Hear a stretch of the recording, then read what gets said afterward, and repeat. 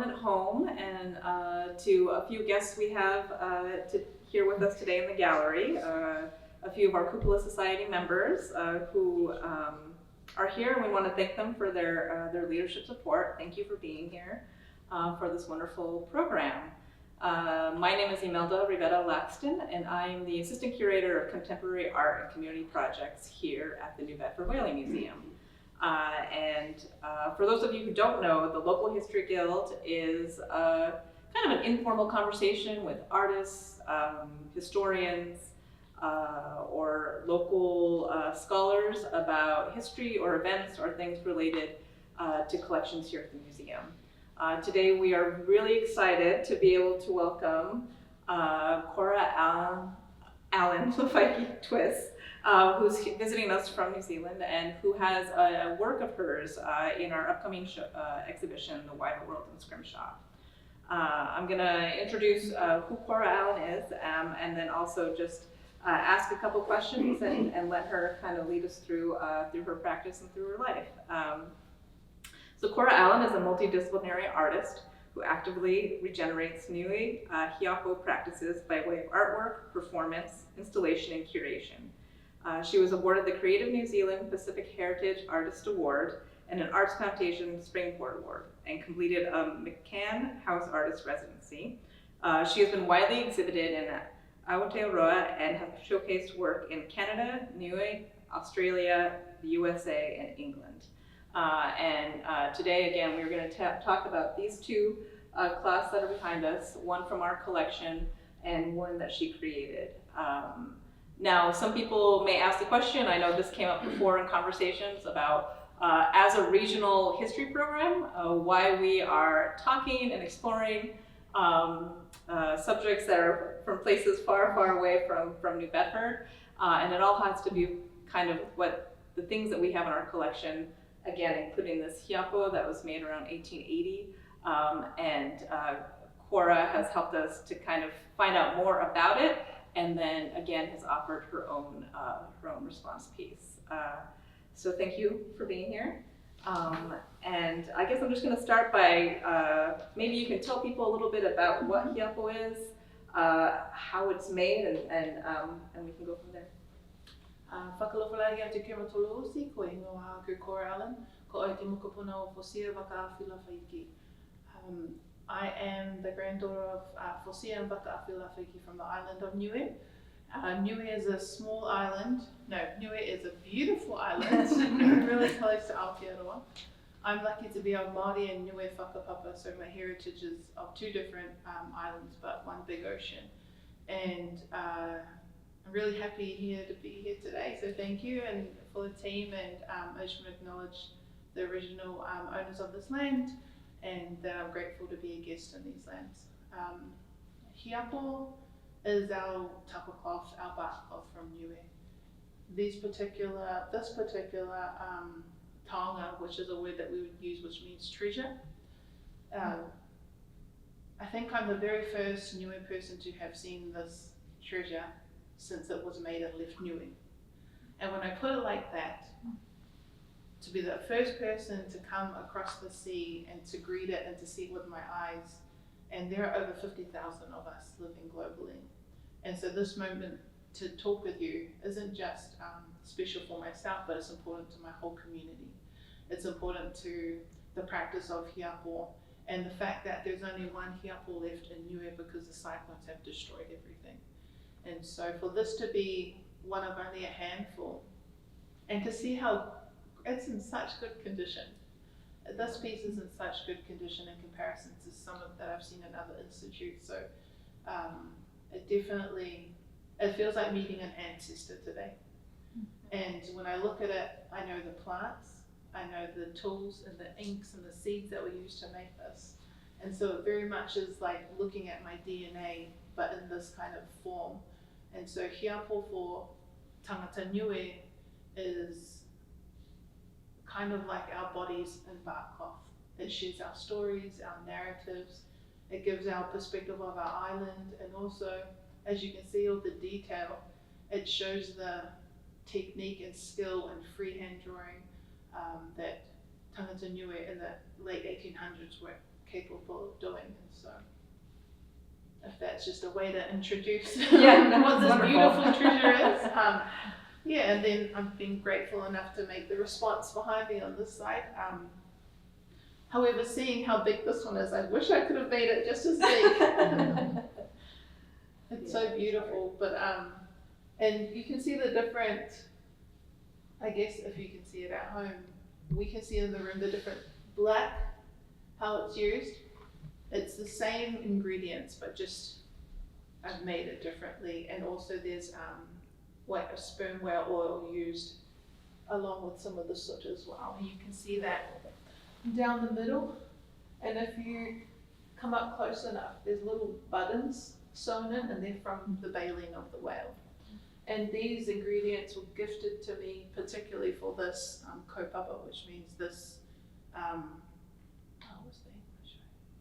like this special occasion. Yeah, and the whale parts were processed traditionally, so from the tribes that are able to handle that kind of knowledge, Right. those kind of parts of the whale. How is Hiapo made? Like, how would you even begin to describe that process to somebody who doesn't know anything about it? It's so funny because I'm just around people who know. Yeah. So this material is from the inner of the paper mulberry tree. In Niue, there's different trees that you can use, and the ata is one of them, and this is the ata here. And so if you scrape the outer part of the bark off the tree, it's white, and you have the middle of it, and then you're going to pull that off the trunk. And so if you can imagine, it's like this. And then you'll pull it off, and then you will get a section that's like this thin. So, That's right. so when you get the section, you can beat it up to 5 times the width. Wow. And so if you have a look at this, so this is one whole tree. So you cut the whole tree down. And so this particular part would have been a pretty thin tree if it's 5. But this turns into this. Wow. And so if you can imagine how many trees are needed to beat together, and this is an ike. An ike is what we use to beat the material out. And so the first time I ever beat a piece of hiapo out, it took me like 7 hours. How big was it? Like this big. Oh wow. And at the time, I didn't, like, you don't understand the material, so you're learning through making, and so you have to beat and take your time. And if you can see all these little holes, that's where the branches are. And so some of the trees are cultivated, like in some of the islands like Tonga and Fiji, they snap the branches off so that the tree just has one strong trunk. And when you're beating with this particular tool, an ike, the wood is really heavy. And so you're kind of just working with the wood and with your tutua, which is the base at the same time. And what I like about this process is that the tools can have different shapes depending on how much you're making, or like your hand size. I have bigger hands, so these usually fit me really well. But also there's versions in other islands that there's no handle, the whole entire ike is patterned. Mm-hmm. And so if you've got littler hands, you could use it up higher or pull back and use it further away. And I think that's the kind of technology, well, really amazing innovations that Indigenous people were using with this particular craft, is that if you had wood that was heavier, you could make a slimmer or a thicker handle, but you were able to make your tool to fit your hand size.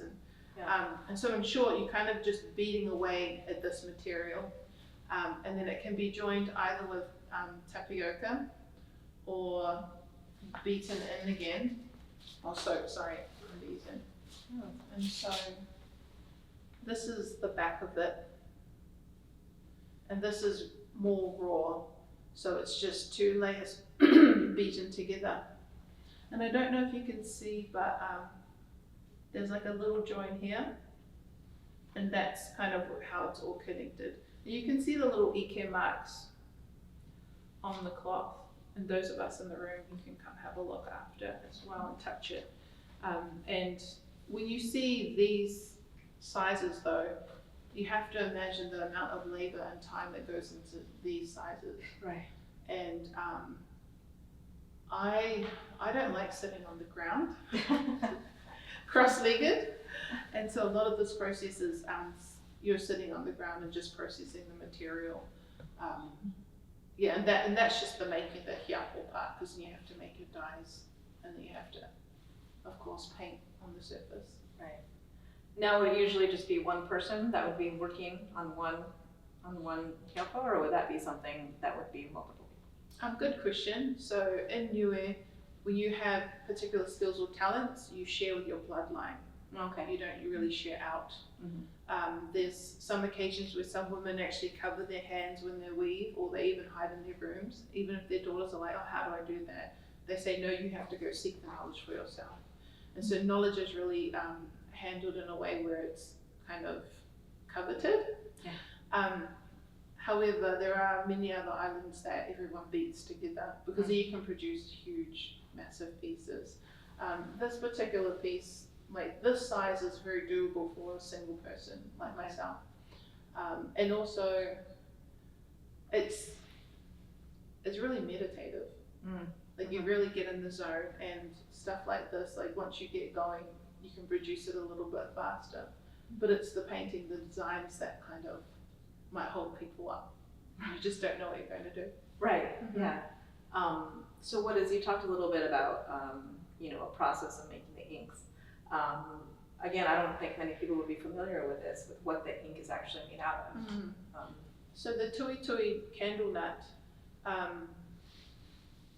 in the day, if you have a coconut spine, and you would crack the tui tui nuts, and then you would put them down the spine, maybe like 7 of them, and then you would light the top one, and it would burn just like a candle would. Okay. And then once that one's melted, it lights the next one, and then the next one. So you can get about 5 or 6 hours of light. Yeah. Yeah. And so for myself, I don't use it like that. I use it as to collect the soot to make the ink. And so I crack the nuts, burn them, and just kind of collect them. And in some islands, they actually use kerosene or whatever's around. Sure. Yeah. Because some resources aren't really available anymore, so you have to use what you've got. And for myself, these plants aren't. They are. I grow hiapo plants in Aotearoa, but I choose to use stuff from the Pacific, from the islands. Yeah. Purely because I like where the material comes from, the connection to island. However, like with makers who live far away, you just have to find ways to make your practice sustainable. Mm-hmm. When did you start making hiapo? My grandparents introduced me to what hiapo was. They showed me a piece like this, and then my nana burnt it, set it on fire, snuffed it out, and then put it on one of her joints. And she said, oh, it's for medicine. And now looking at this, I can't imagine ripping it off and setting it on fire, and it's for medicine. But it was introduced as a function, so it wasn't art, it wasn't something to be displayed. And so during the conversation, they asked me, will you make our burial cloths? And for me, that's not a morbid thing. It's very much an honorable thing to make a burial cloth. And when I told someone, they're like, oh, that's a bit scary. But I can't think of a better way to honor your grandparents and for you to make an item that will wrap their bodies when they pass down. And the cloth is from where they were born. And because my grandparents both passed away in Aotearoa, New Zealand, the last thing to have around their bodies was, from their island. I can't think of a more beautiful gesture. And that's how I started. They asked me for them. I said yes. I didn't know how hard it was going to be. I didn't know that there were no makers. That it was going to be like finding a needle in a haystack. Because when you don't have tools, and then people don't know the trees, or people don't know the wood, it's a little bit hard to get there. So I kind of had to find other islands and use the knowledge from this place and seek an elder from here. And I did get help from different elders in Niue, and there have been different, I guess, not revival attempts, but regeneration attempts. Mm-hmm. And Niue never fully faded out, but it was just there quietly sleeping, waiting for the right people to come in and out of its life. And so it came to me in a really hard and fast way. I was able to find the plants, how to grow them, how to make my own tools. My dad's a carver, so it was easy. And I just kind of went with it. I could figure stuff out when it comes to the earth. Like I have, these ones have a little bit of color on them that you might not be able to see, but I'll show one of the brighter ones. But this is full earth pigment. And so the earth pigments, I whakapapa to them, so they're from where I am from. So the yellow is from the driveway of my marae, which is like my ancestral house. Yeah. And this entirely is made from the bush, the forest, the land. And I think that's the beautiful thing about Hiapo and about barkcloth, is that it is made from the land. And so it can be given back in ways like burial cloths. And the biggest one I've ever made, actually I made this real big one, and then my grandfather passed away suddenly. Then he was wrapped in it, and then I made an even bigger one, and then my grandmother was wrapped in that. She's passed away suddenly. So I haven't made any big ones. Yeah. But just the opportunity to make in a way where it's form and function. And my sister, when she had her babies, they were placed on Hiapo, so the first thing they touched was cloth. Yeah. And you know, it was fine to have their blood and fluids touch it, because it will go with them when they're buried as well. Yeah. So I started from my grandparents, just asking. Yeah. And not really knowing what yes meant. The journey. Yeah. Oh, the journey. Yeah. I know, so it was, I think we have one here, and maybe that was 2020, that you you published this book, which includes a lot of information kind of about the motifs and symbols and designs that you see on Hiapo. So can you talk a little bit about where this came from then, since on this journey that you were on?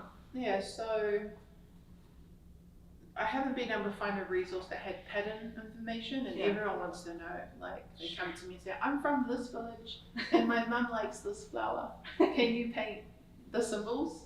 And I'm like, hold on. Because there's no one alive that would have recorded information like that. Right. However, the very first time I went to Niue, I went back, and all these patterns, I could see them. I was literally driving around, and every plant turned into a pattern. Yeah. Everything turned into black and white. And during COVID, my grandfather had passed shortly before, and my nana was just a little bit lost. And so I created this project for us to do together. And so it was a good way of having her to focus. We're very close, and my nana, like, her and my dad bicker in a funny way. And so we'd spend a lot of time, they would argue it. But this book allowed me to just ask her questions, because I think we miss opportunities to get knowledge from our elders because we're too busy with our own lives. But I could sit down during this time and like, oh, what food did you used to eat for lunch? And she was telling me they used to just walk and pick bananas and then take those to school, because they were just all the fruit. And so if each pattern has a little story next to it. And one of them was the V pattern. My nana actually said that the neighbors wouldn't let them eat the V, so when she went to feed the pigs, she would steal them. And I have these in here, and she was a little bit ashamed because she was like, the ladies at church might read it. But oh yeah, actually here it is here. When I would feed the pigs, I would steal the neighbor's V because they didn't share with us. So this pattern, and this pattern also very much looks like the ata pattern, which I also have tattooed on my legs. And so the first 40 patterns here are on my chest. So I have them placed on my chest as well.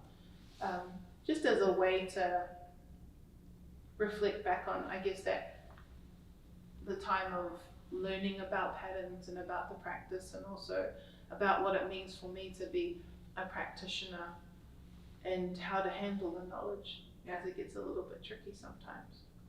Mm-hmm. Do you feel like, I know you've talked to us a little bit about how you've been visiting Hiapo in the different museum collections and different islands maybe where it's ended up. Did you learn a lot from kind of visiting those Hiapo and some of the patterns and letters? The first thing I noted is I could tell if a person was sitting cross-legged or lying on their side or lying on their stomach while they were painted, because I could see the direction. Because sometimes I was slightly off. I was like, oh yeah, she was lying like this and did this kind of line. And so I started, because I was a maker, I was able to kind of like see the process, which I hadn't seen before. And I don't use, well, we don't use rulers because we just never had them. And so a lot of my lines are the measurements of my body. So like my fingers are these gaps. Or I would go like this. I do that a lot of the time for spacing. And so some of the Hiapo will be like, oh yeah, that's 8 hands across and 2 fingers in between.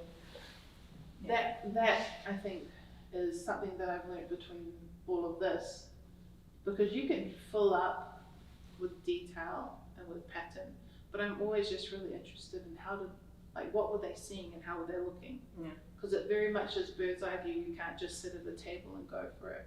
You've got to start sitting up. The very first time I painted something this big, I was pregnant and I couldn't bend. So I'd like hold my breath. And I was sitting in the middle of it, and it was a little bit, and it was off the ground a little bit. So my husband set it up on these tables, and I was literally just like holding my breath, circle, circle. But you learn those things as you go. Yeah, right. So I don't do that anymore. I can see stuff really fast. But this particular example is so beautiful because it has these little like touches of like crayfish or where this pattern here, like the fish bone, the shark's tooth. This right here? Yeah. This one here is really beautiful. And some of these big leaves are like the kape. The kape is like a large leaf that my grandfather talked about when he'd walked through the bush, and he needed a sleep because they were walking across the island. They would make shelters out of them. And then he would have a little sleep under them because the leaves are so big. And if you've been to some of our ancient forests, the leaves are bigger than my leg. And so it's a real kind of beautiful connection to stories that I know. So when I look at this piece, all that comes to mind is me picking out those kinds of stories. And then of course the text that I think all of us have been trying to decipher. Right. And so we didn't have, our stories were passed down orally. And so to have these little nuances, they very much are speaking of the colonial period at the time, of course, because, there's letters. However, there's just, what do they say? Or do they, or do they just say nothing? Or are they just the beginning letters of the family or the makers of the cloth? And all these little splatters, though, make me feel good because there are no splatters here. However, I just imagine some of these splatters, like when they're painting, the sun's going down, so they have to paint as fast as they can to try and finish the section. And because that's happened to me where I've rushed. But I can't imagine making this in the 1800s and the kind of environment that was going on, the changing of society, what the person was wearing when they were making this. They weren't wearing what I'm wearing. Maybe this actually, because these are from Niue. But it very much speaks of a time in Niue where things were changing, and we used to have kings, which are patuiki, and then we started with another system after New Zealand kind of came in, and so it's very much would be beautiful to have more tangata Niue here, so we could chat about this piece.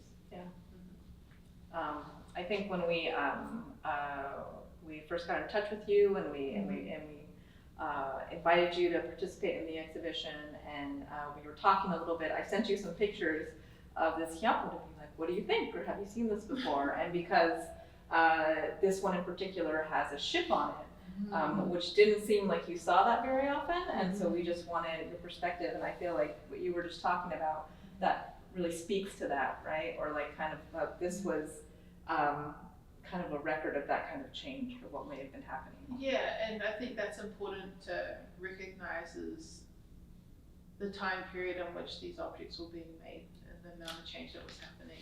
And that we used to wear these and then we moved to cotton because it became easily available. But when I see a ship, I don't know if you know this, but Cook tried to land on Niue 3 times. He tried the first time, but he was getting stones thrown at him because we don't use guns, we just throw stones.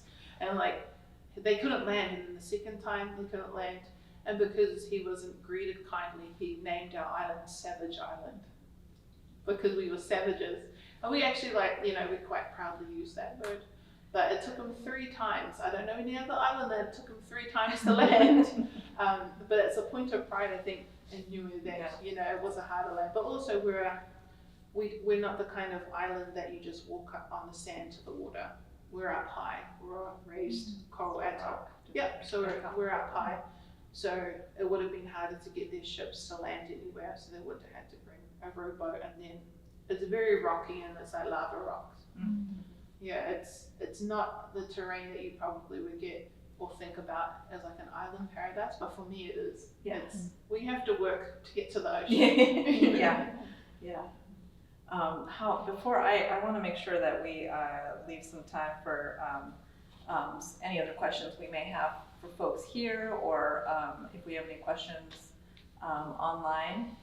If not, we'll keep on talking forever. But do you all have any questions?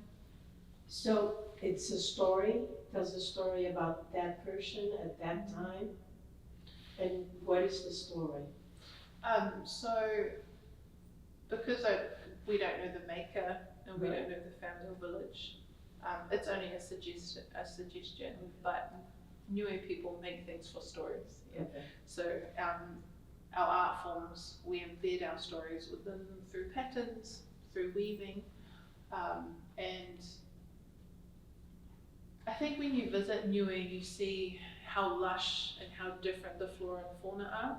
So when you have a look at this, you all should go to, by the way.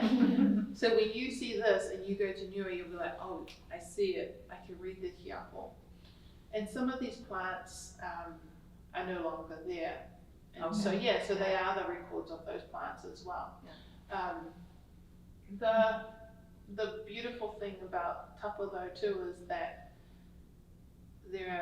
we're so close to other islands, is that there's always the suggestion of like, oh, that island taught you, and so there's conversation about Samoa, the missionaries and the wives came over and they influenced our style of making, because it's all freehand, and so other islands use stencil, but Niue it's very much just you're just making your own mark. Yeah. And I love that about Niue Hiapo, because that's how you can, I feel like that's how you can pick it.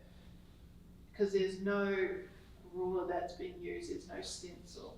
It's every compartment is entirely different. And like this particular one at the top there, one triangle is coloured in, but the rest isn't. And I love that about these pieces, because there's surprises every time you look. Mm-hmm. And the artist has decided, I'm not going to colour in the rest of that. I'm going to add little crayfish or prawns, or I'm going to add maybe those are birds and they're not leaves. And when you talk about that they're writing their story, I wish there was another way to know, because it's often something like I look and I'm like, I wonder what that person was doing, or whether they did weaving as well. For myself, a lot of these patterns are new and were made for this particular piece. And so this is a new pattern, And so the edge is a whale's tail, and you know the neck of the whale, that's the stripes here. Because in Niue, it's very much they're protected. There aren't any scrimshaw or anything like that in Niue. The whale is like a atua, a god. It's an ancestor that we were looking after. And this particular one here, though, it's shaded with the sperm oil from the whale.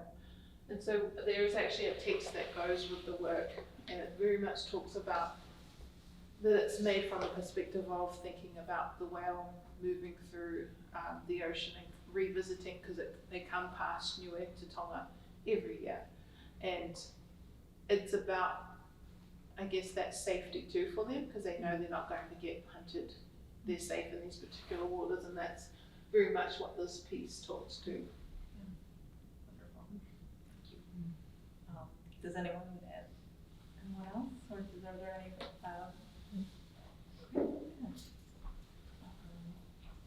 Marina? No? I guess I also wanted to talk a little bit about what you see in the future. So you've been doing this for, has it been over a decade? How long? Nearly a decade. Nearly a decade.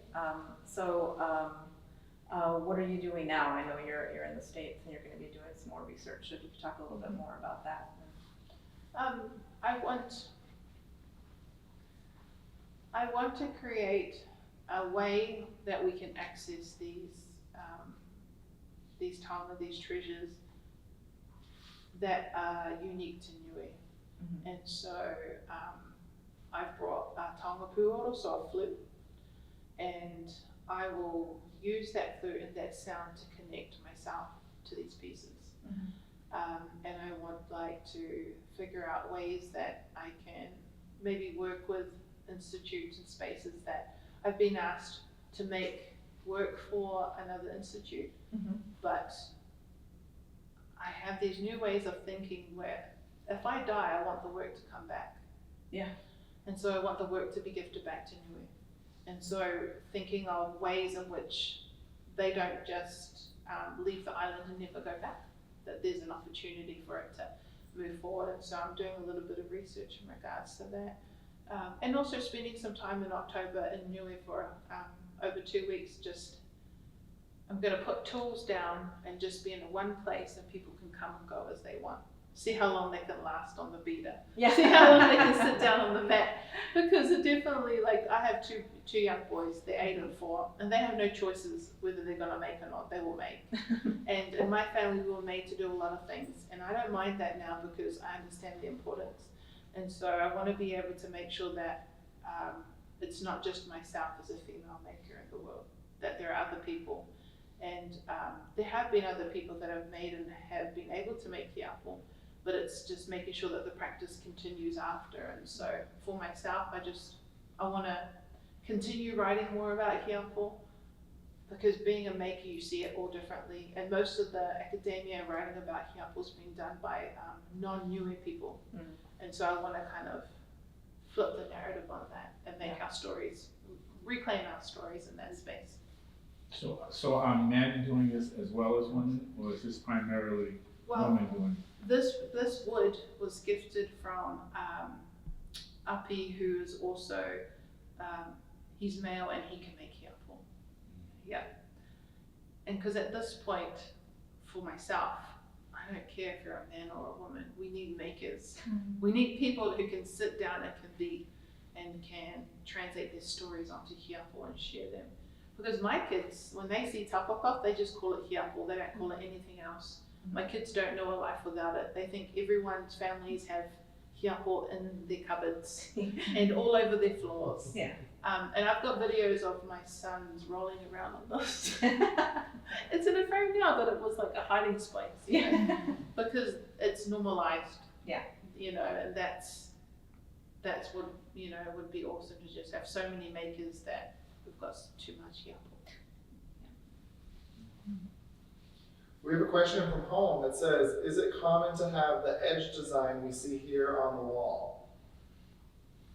I'm not sure if they mean the This ink part or or like the ruffled The edge. serrated edge Yes. is common, yeah, that's very particular to Niue. It can also be seen in the mimics of this shark tooth pattern. And also there's model waka in the show that also have the movements of that as well. So it's repeated often. And also it's kind of like if you have seen a weaving or a woven mat, it's the edges of a woven mat as well. This book here, if you can, it shows the edges. So what instrument are you using to do that? Because yours is very similar to this, so what instrument are you using? Mine's just scissors. Okay. Yeah. What do you think this was? A form of scissors? Yeah, a form of scissors, but you know, like we had tools that like could Okay. carve wood, so. they Oh, yeah, could so you can cut use a cloth. knife, yeah, Yeah, right. absolutely, yeah. And cause, you know, there's lots of sharp rocks in Niue. But, yeah, I wish we knew more about these kinds of pieces. They're like little hidden secrets, and that's why I'm visiting them around the world, so that I can pull out what I think I can see, and just to share more knowledge of what they are. Yeah, you're probably, you know, the first people on this side of the world to see utter and to touch all these things after we talk, and so it's been a privilege. Goes both ways. Yeah.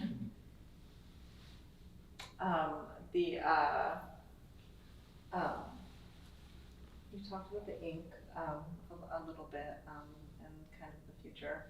Do you feel like you mentioned visiting other islands and other communities who make tapa? Do you feel like that was what was that learning experience like, or what was kind of being welcomed into those communities like? I think because our cultures were navigation, like navigation was just who we are, and the ocean was our motorways. The ocean wasn't this thing that you get a ticket, jump on a boat and go. It was like, grab your coconuts, grab some food, we're just gonna pop over. Because we just knew the islands, and so we shared knowledge in that particular way. And I think the makers of this generation, we share like that as well. However, I think because we come from art backgrounds, there's this like, how authentic is it? Or how traditional is it? Or you used scissors, you didn't use a knife. Right. And so then our practices become questioned, which I think is, that's a tricky space. Because when you're in these moments of regenerating, I think it's important to have tricky questions though. Not that we borrow, but that we have so many influences from our different neighboring islands. I think it's important to recognize those as well. Because I use material from Fiji as well, Samoa and Niue, and like, you know, these pieces here were made in Niue. This piece was made in Tahiti. This piece was made in Aotearoa. So I'm a traveling Hiapo practitioner, but I can tell you exactly the oceans these were dipped in, the spaces they were made. And if you can see the bark here, you see that brown spot? It's not mud, that's just a piece of bark that wasn't quite taken off. So if you could imagine that just over the entire thing. But that can be tricky though in regards to other islands. However, Tonga make the biggest tapa cloth I've ever seen. Like I think for the Festival of Pacific Arts, they made a 100-foot piece, 100 feet. Yeah. That looks like this. And that's because they make in villages. They make in large groups, and they've had a practice that is so strong and never even was thought of dying out. Where our practice kind of dispersed because other things came along, and we were one of the last colonized islands, and so it was almost like we thought, oh, we better catch up, everyone else has got all these new technologies, why shouldn't we? Yeah, which has been a bit of a shame, but at the same time, when I look back and see these pieces, it very much is the kind of energy that makes you want to keep making. Because I've traveled around the Pacific and around the world to see these types of treasures, and I have two kids who like I spend so much time away from them just so I can learn this knowledge. But hopefully one day, all that will funnel straight back into them, and maybe they'll be making my burial piece. They probably will, actually. Yeah. So it just goes full circle. Right. You talked about using some whale specimens in your piece. Do you think there were whale specimens in this as well?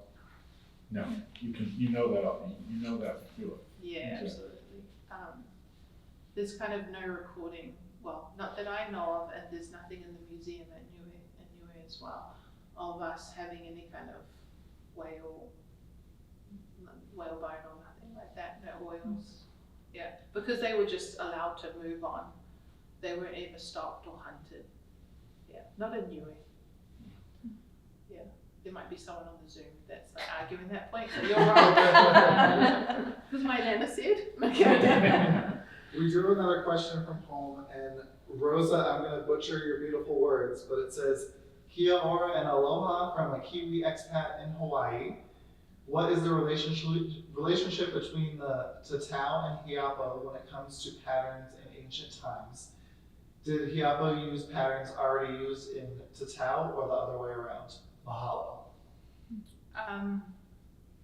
I don't know a lot about the practice of tattoo in Niue.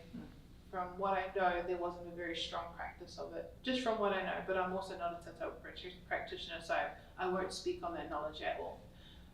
However, I haven't seen these patterns on any old photographs of tangata Niue wearing them. I've only seen them in this way.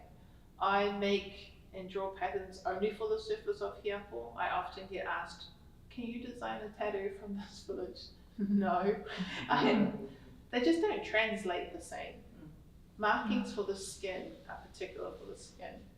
I have markings that signify a journey of my blood lineage from Niue to Aotearoa, but then I also have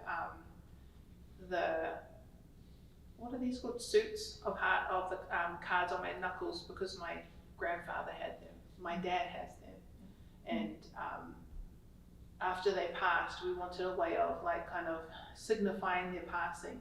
And so when I got these, my dad was just like, what?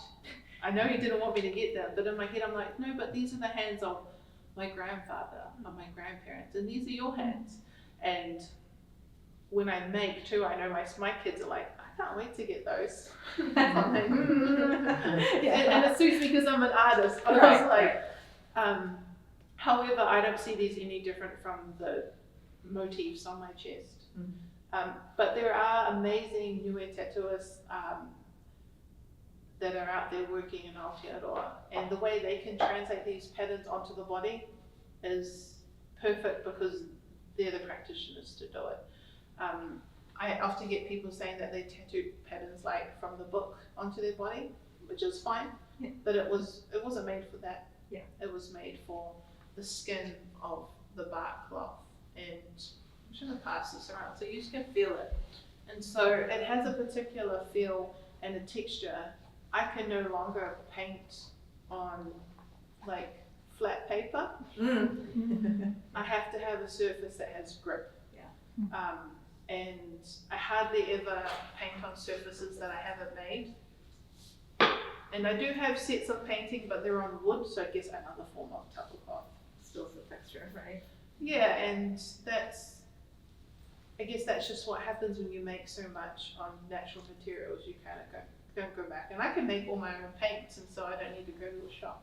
Yeah. Yeah, but it's definitely, I guess when you think of patterns translating onto tato or to the skin, yeah, whole other conversation. Yeah. Thank you for the question. I have a question.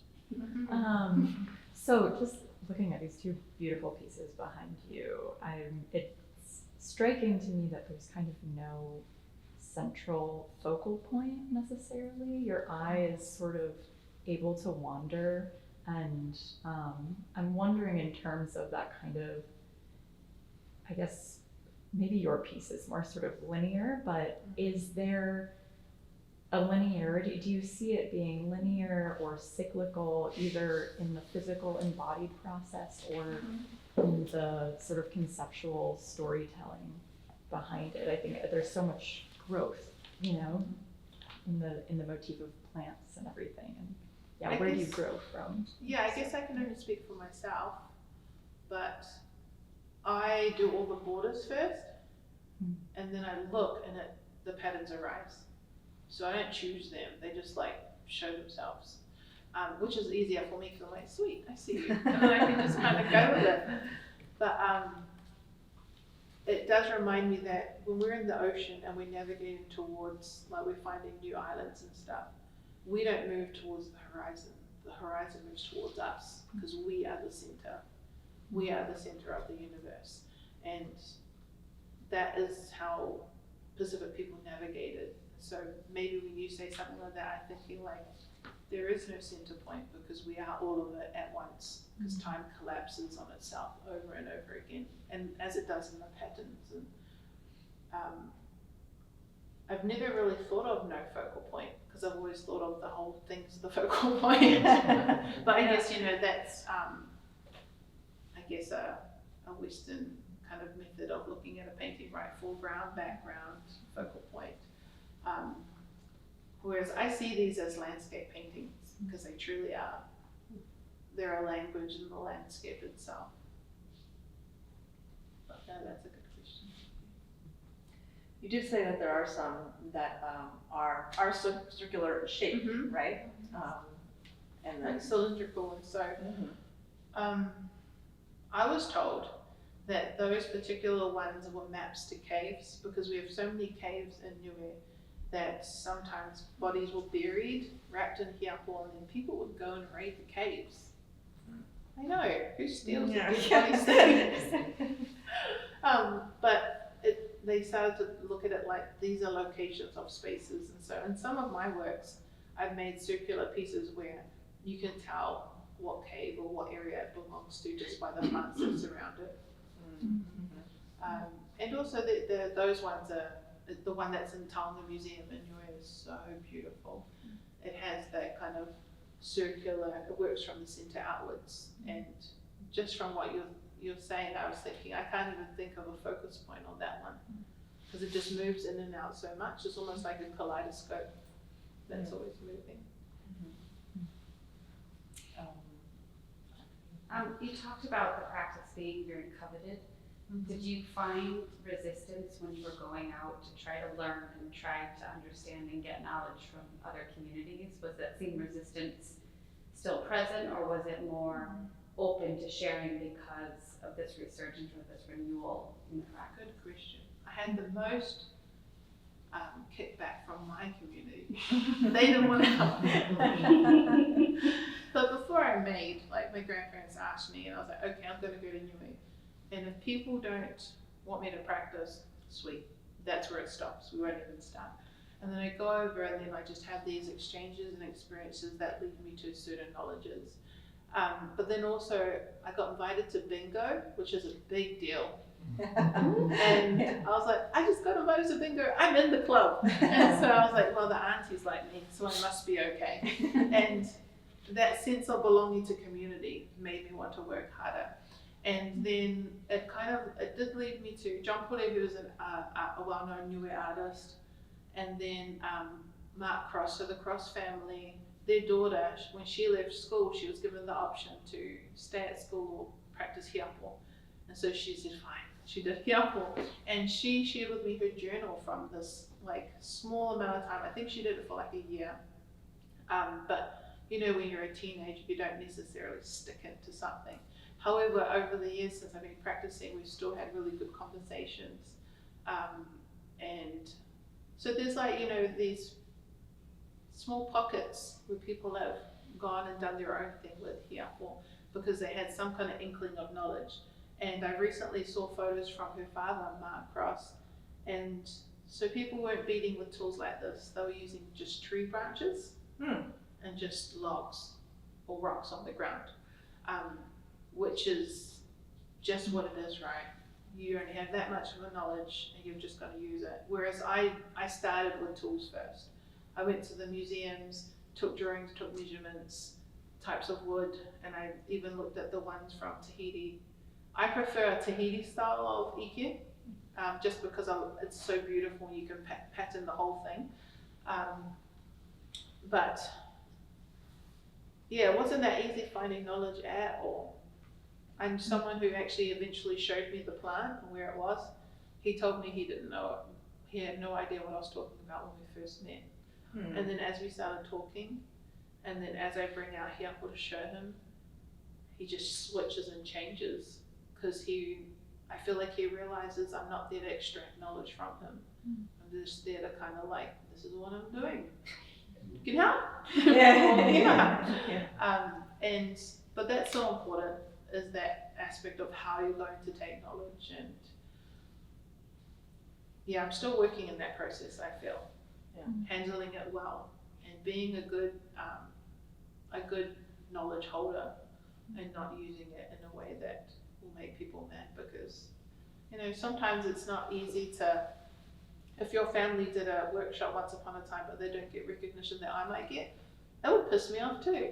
And so I try and make sure if anyone has photos and stuff that I acknowledge them, because there's a long storyline of Hiapo and I'm just a little part of it. And so hopefully the rest will reveal itself in the studies that I'm going into. But I don't know, PhD of Hiapo excites me. Yeah. Thank you. I feel like we're talked enough. usually at this time. No, that's wonderful.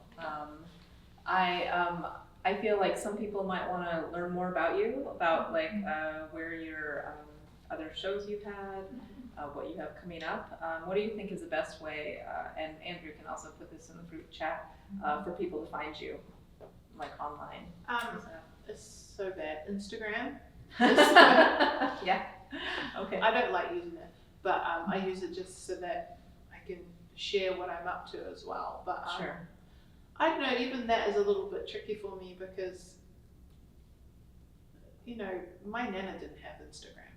So how am I able to share my work with people? And that's why I think in October I'm going to Niue so I can spend time with the elders, where they can't come here.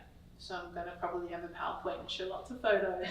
But and so just Instagram with people online, but usually it's just through word of mouth or Facebook, because I have lots of people who share my stuff, so that's really helpful. Right. Yeah. Have you said you visited looking for these, so this last question, have you found another one that you think may have been done by this person as well? Seeing this now, Oh yeah. you think you've seen this somewhere else? I mean, the technique, that The it might be the same style. person. Yeah, like the style and the handling of patterns, this particular pattern. Okay. Yeah, there's a way to do it, and especially this one here, because when I do it, they start looking like M's. But the consistency of the point. But I think that only comes because I'm a maker. Oh. Because when I first started looking at them, they all looked like, yeah. But I can definitely see that, because there was a time period where where the last king died, and then for some reason there was a big push, and there were missionaries on the island, so people were being commissioned to make. So those all seem to look very similar, where I think this was probably part of that lot.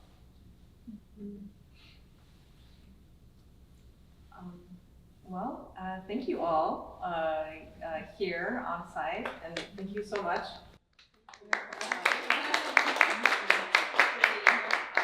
This is wonderful. And I think this is recorded and will also be available on our website, right? Yeah. Okay. Thank you for attending, and we will see you all here during the summer to come see the Wider World in Scrimshaw, which will be, this is the gallery space that we're in. It opens June 14th and runs through November. Thank you.